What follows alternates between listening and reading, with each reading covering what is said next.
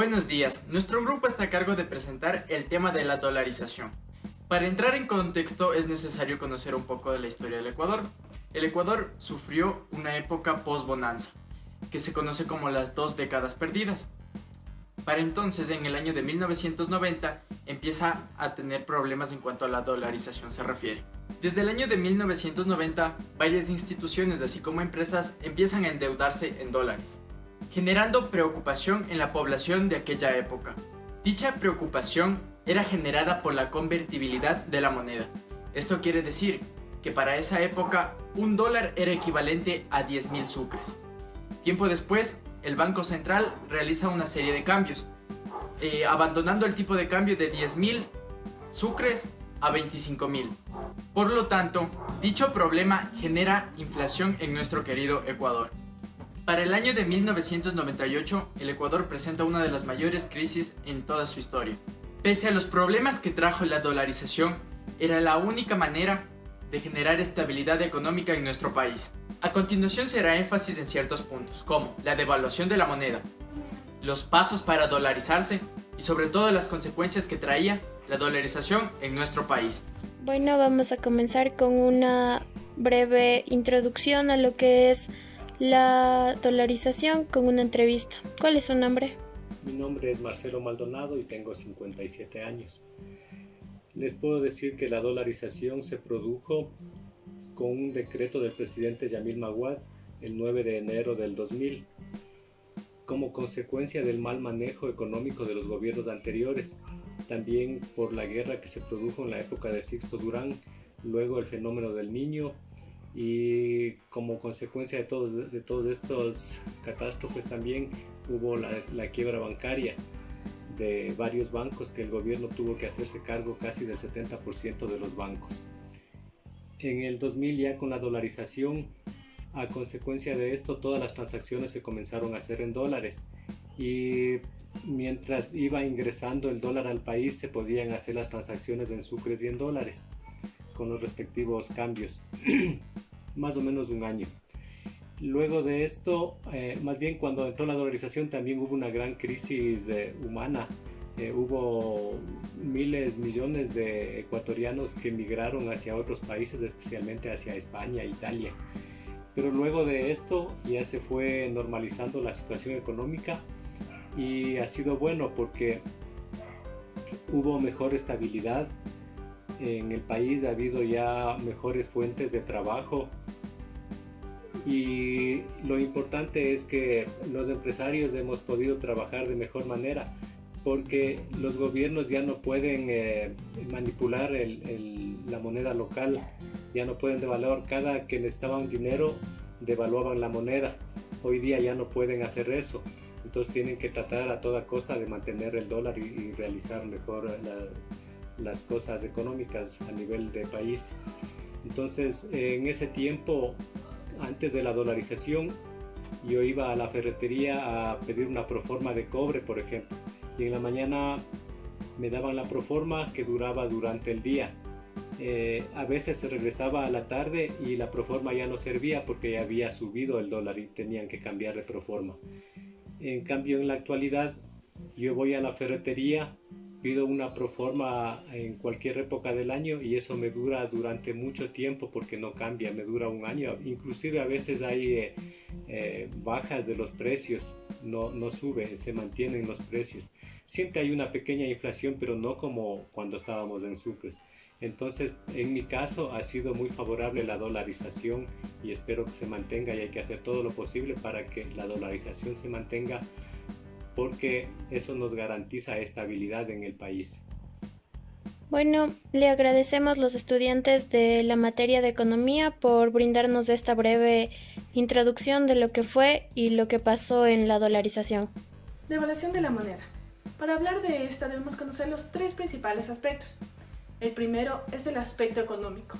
Hubieron efectos económicos con referencia a los ingresos por habitante, con una lenta recuperación experimentada de 1% en el año 2000. Apenas pudieron restablecer los niveles de ingreso por habitante prevalecientes en 1997. La dolarización en el Ecuador no fue el resultado de una estrategia económica de largo plazo. Ecuador se adaptaba a una medida emergente para evitar la hiperinflación en un contexto de una aguda crisis económica y política. Como resultado de la aceleración de la devaluación del sucre en los meses previos a la dolarización, los salarios cayeron drásticamente. Se aplicaron subsidios a los combustibles y al gas de uso doméstico. Se generaron notables diferencias entre los precios y los costos reales. Y por último, se presentó el feriado bancario, donde se prohibió mover dinero porque los bancos se quedaron ilíquidos. Muchos de ellos cerraron y quebraron. Y con respecto al aspecto social, existió un gran levantamiento del pueblo, porque con el descontento se llegó a tener una gran pérdida de la confianza en la moneda local.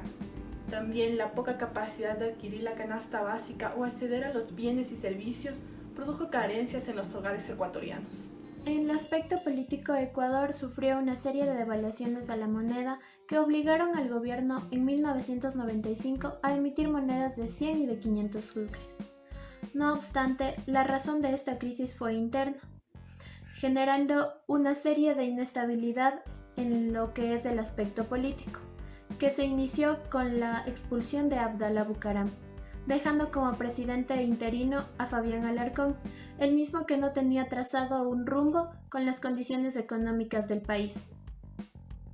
Desafortunadamente, la crisis bancaria llegó en el año de 1999 y la quiebra de la mayor parte de los bancos crearon unas condiciones desfavorables para el Ecuador, como por ejemplo, los indicadores macroeconómicos por los suelos, una recesión en el aparato productivo, el aislamiento internacional, la desconfianza total en un sistema financiero y el descontento general de la población, por lo que el gobierno se vio obligado a buscar soluciones.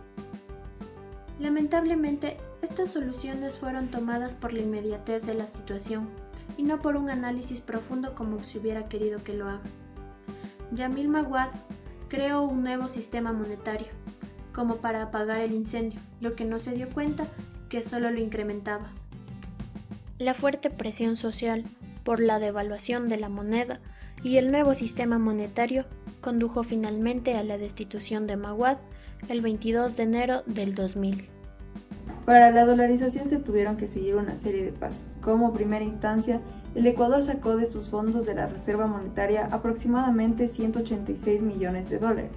Para que el cambio sea el adecuado, se dio a razón de 25.000 sucres, $1, lo que hasta ahora se aplica, es decir, el cambio. Como segundo paso, el Banco Central adquirió los dólares norteamericanos y los puso a circular, algo que se dio rápidamente ya que el Ecuador tenía provisto hacer este tipo de cambio, es decir, la dolarización debido a la crisis que ya estaban viviendo. El tercer paso consistió en acuñar la moneda ecuatoriana que tienen el mismo valor que las norteamericanas, dando así paso a un tipo de convertibilidad fraccionaria entre estas dos. Como cuarto paso se canjearon oficialmente los sucres por los dólares. Como quinto paso, pasaron todo tipo de precios y de salarios a dólares. Como sexto paso se tratan las funciones nuevas del Banco Central, es decir, perdió su función de prestamista y emisor de moneda. Como consecuencias tenemos que en el Ecuador existió una amplia duda por medio de los ciudadanos al saber que la moneda iba a ser cambiada. Las principales consecuencias que existieron debido al cambio de moneda fue la inflación, el Producto Interno Bruto, el Producto Nominal, el PIB per cápita, el crecimiento económico, el desempleo y el balance comercial. En la inflación, esta se reduciría abruptamente tan solo en el año 2001, alcanzando un porcentaje del 69%. Tiempo después, esta descendería progresivamente hasta alcanzar un porcentaje del 2% en el año 2004. El crecimiento económico, tenemos que esta volvió a ser positiva. Esto se debe a las remesas de inmigrantes, el incremento de la producción de petróleo y el incremento de las exportaciones. Debido a esto, el porcentaje aumentó a un 4,78% en el año 2014. El Producto Interno Bruto Nominal, en el año de 1998 y 1999, este se reduciría con un porcentaje del 29%. Esto se debe al fenómeno del Niño. Después de esto, el Ecuador desde el año 2000 hasta el año 2004 se recuperaría gracias a la producción petrolera, con un porcentaje de un 3,95%. Por otra parte, el PIB per cápita en el año de 1998 hasta el 2000 se reduciría con un porcentaje del 31,53%. Esto se debe a que en la década de los 90 el trabajo era bueno o regular, pero gracias a esto y a la dolarización, en el año 2001, este incrementaría con un porcentaje del 3,7%. Otra de las consecuencias fue el desempleo. Debido a esto, muchos ecuatorianos migraron hacia el exterior, dejando al país con una alta tasa de desempleo, y en el año 2000 fue cuando esta incrementaría con un porcentaje del 10%. En la balanza comercial tenemos que esta en el año 2001 y 2002 decrecería, pero no sería hasta cuando en el año del 2004 este incrementaría y lograría obtener un buen superávit. Esto se debe a los impuestos que se implementaron a las importaciones, y debido a esto, el Ecuador podría mejorar sus bienes producidos.